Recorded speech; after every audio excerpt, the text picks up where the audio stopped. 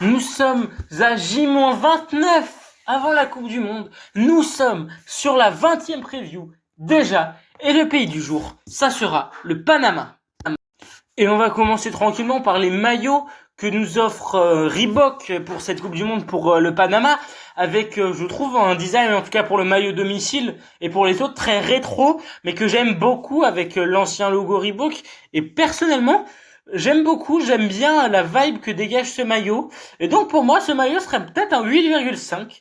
Le maillot extérieur, je le préfère encore, serait un 9. Vraiment avec ce blanc et ces coutures dorées. Sans vraiment un logo à l'ancienne, vraiment j'aime beaucoup. Et il y a également ce maillot Third, également bleu marine avec du blanc, avec un col et des détails dorés. Franchement, également j'aime énormément ce maillot. Pour moi, c'est un 9,5 celui-là ou un 9. Non, un 9. Et donc c'est quand même très solide. Et donc on va passer maintenant au classement actuel. Le classement ils sont 33e. Donc derrière la Côte d'Ivoire, devant la Côte d'Ivoire, derrière l'Ukraine, derrière la Norvège également. Et donc un classement qui est plutôt honorable, qui est un des meilleurs classements de l'histoire de ce pays. Ce pays dont le pic est la 29e place qui avait été atteinte en 2014, même s'il n'avait pas participé à cette Coupe du Monde malheureusement. Et donc c'est quand même un pays dont le rang moyen est quand même à la 84e place. C'est un pays qui est vraiment en constante progression, qui a eu une légère régression à cette période-là, mais qui est remonté vraiment au top niveau par rapport à ses standards. Et donc un pays qui n'a participé en réalité qu'à une seule Coupe du Monde. On s'en rappelle, c'était en 2018 dans ce groupe G avec la Belgique et l'Angleterre et la Tunisie. L'Angleterre qui vont le retrouver cette année d'ailleurs. Et donc ce groupe quand même très compliqué, dans lequel évidemment ils ont fait une des pires performances de l'histoire, 3-0 contre la Belgique lors de leur premier match, derrière 6-1 ce massacre contre l'Angleterre avec 5-0 à la mi-temps, malgré les scènes de liesse que l'on a vues lors du but de Baloy, et cette défaite derrière 2-1 contre la Tunisie. Et donc forcément c'est très compliqué pour cette équipe. Et donc forcément historiquement ça a été très peu probant les résultats. Et donc ils arrivent vraiment sans qu'on sache vraiment trop ce qu'ils valent. Et récemment c'est quand même plutôt compliqué. Alors récemment lors de la dernière fenêtre il y a eu ces deux matchs contre l'Afrique du Sud. Ces deux matchs gagnés. Le premier gagné 2-1, le second fait match nul un partout. Et donc il y a plusieurs choses à dire sur les résultats récents. Déjà il y a ce match contre le Chili, ce 6-1, qui nous fait nous poser des questions. Chili qui a fini dernier des qualifications de la zone AM Sud quand même. Il y a cette performance en Gold Cup qui est vraiment moyenne. Alors il y a cette victoire certes 4-1 contre la Jamaïque et cette victoire 5-2 contre la Guadeloupe. Mais derrière il y a cette victoire seulement 1-0 contre le Guatemala et cette défaite au tir au but contre l'Honduras. Un peu limite. En finale de CONCACAF Nations League, effectivement, il y a cette victoire contre les États-Unis très probante, mais il y a cette défaite malheureusement contre le Mexique 2-1 en finale, mais sur le coup, c'est quand même très probant comme résultat. Et dans les éliminatoires, ils sont tombés dans des groupes plutôt simples, un groupe avec le Belize et Nicaragua en première phase. Je ne sais plus quelles étaient les autres équipes, mais ils se sont imposés sans trop de problèmes dans ce groupe.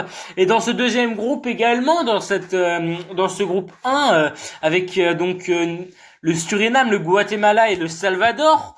Groupe plutôt simple pour eux, aucune défaite, mais 3 matchs nuls, 2 matchs nuls contre le Suriname qui leur a donné beaucoup de fil à retordre, un match nul et une victoire seulement 3-2 contre le Guatemala, et après il y a 2 victoires contre le Salvador, une victoire 1-0 et une victoire 3-0, dont on va faire le breakdown tout de suite. Et donc pour nous c'est quand même une compo plutôt inconnue, il n'y avait pas leur meilleur joueur Murillo, et donc on arrive un peu paumé. Alors il y a des joueurs qui auraient été très en vue, il y a Diaz notamment, il y a Blackman, il y a Godoy le capitaine, celui qui avait inscrit le but en 2018. Et donc c'est quand même on arrive avec peu de constante. Et ce qu'il faut savoir, c'est que sur ce match, le Panama se devait de gagner de 3 buts pour se qualifier sans passer par les barrages intercontinentaux, dans lesquels le Suriname, par ailleurs, se sera fait éliminer plus tard. Et donc, on voit quand même qu'il y a un certain impact physique du 9 Waterman. Waterman que j'ai beaucoup aimé sur ce match, très physique, là qui s'impose au duel, qui fait une remise de la poitrine. La reprise derrière ne pourra pas être frappée de la part de son coéquipier, mais quand même de la part de Diaz, il me semble, oui, de Diaz. Et donc, c'est quand même intéressant. Il y a également ce centre... ce centre qui sera dévié de la tête, une magnifique parade du gardien salvadorien. Et là, on va arriver sur des actions. Là, par exemple, cette petite passe derrière après une feinte dans l'espace vide pour pouvoir déclencher un centre qui juste après mènera cette frappe après un coup de billard. Cette frappe qui rentrera par la barre. Et donc ce premier but, même si pour moi il est pas très convaincant pour le coup. Et il y a également ce coup franc très très bien tiré. Et là on voit encore Waterman qui est très dangereux, que j'ai beaucoup aimé. Là ce Blackman également, une frappe très puissante, un joueur qui a été très en vue sur ce match également. Et donc cette tête de Waterman derrière qui mènera à ça, une frappe qui passera au-dessus, une tête qui passera au-dessus, mais quand même très intéressant dans l'impact physique, dans la densité physique. Et là, on voit quand même du jeu quand même. Il y a quand même des choses intéressantes dans les petits espaces, et ça emmènera donc notamment à cette action, ce centre qui ne mènera à rien au final d'ailleurs. Et donc, par contre, il y a une errance là, par exemple, une paire de balles bête au milieu de terrain qui mène à un contre, qui mènera à une frappe qui passera loin à côté de la part de nos amis salvadoriens, mais quand même. Et donc, il y a quand même des choses pas très belle à voir sur ce match, mais il y a également ces très belles actions, ces passes pour casser une ligne, et encore cet impact physique de Waterman qui derrière obtiendra le penalty sur cette action qui sera inscrit juste après sans problème. Et donc quand même on voit également ces ballons pour casser les lignes. Et ces ballons que personnellement qui sont j'ai trouvé très intéressants après un gros creux dans le match, après ce penalty, pourtant les Panaméens qui doivent pousser pour se qualifier, et avant d'arriver à ce coup franc précisément, ce coup franc qui s'écrasera sur le poteau, c'est une équipe très dangereuse sur coup de pied arrêté, donc dont il faudra se méfier sur coup de pied arrêté. C'est d'ailleurs sur ça qu'ils ont marqué leur seul but en 2018. Et avec des passes également très dangereuses comme ça, une passe qui arrivera là, sur une passe ici, et là on voit une action où vraiment ils ont joué, là remise aérienne au-dessus de la défense, fin de reprise de volée, le défenseur qui part en Chine, et une petite passe derrière pour enchaîner sur une frappe qui sera arrêtée magnifiquement par le gardien, et derrière, ça c'est inratable évidemment, but, et donc le Panama qui se qualifie pour cette Coupe du Monde, et donc une équipe quand même plutôt intéressante avec peu de points faibles, même si en face c'était le Salvador, donc il faut voir. Mais en tout cas, j'ai beaucoup aimé ce que j'ai vu de ce match. On va voir avec quel effectif ils vont arriver à la Coupe du Monde. Et donc nous en arrivons à cet effectif panaméen qui est valorisé beaucoup moins que les effectifs précédents, à seulement 32 millions, avec un joueur qui sera la constante évidemment, donc des joueurs quand même de clubs moyens, des joueurs de championship, un joueur du Slovan Bratislava, un joueur du Lask Linz, des joueurs de Botafogo et beaucoup de joueurs d'Amérique du Sud. Et donc un joueur qui sera évidemment la constante, ce sera Amir Murillo. Amir Murillo, donc qui a évolué notamment à l'OM, on s'en rappelle, qui évolue actuellement à Fulham, pas à Fulham, pardon, à Beşiktaş, les logos se ressemblent et j'ai pas capté, qui a marqué un but, une passe D en Turkish Super League, qui cette saison en Ligue 1 était à 2 buts de passe D, ce qui est correct, donc qui n'a pas marqué en Ligue des Champions, qui n'a pas marqué au Trophée des Champions, mais ça on ne va pas lui en tenir rigueur. Né à Salamanca au Panama, un joueur qui forcément sera très intéressant dans son rôle de latéral droit, qui va vraiment pouvoir faire des différences.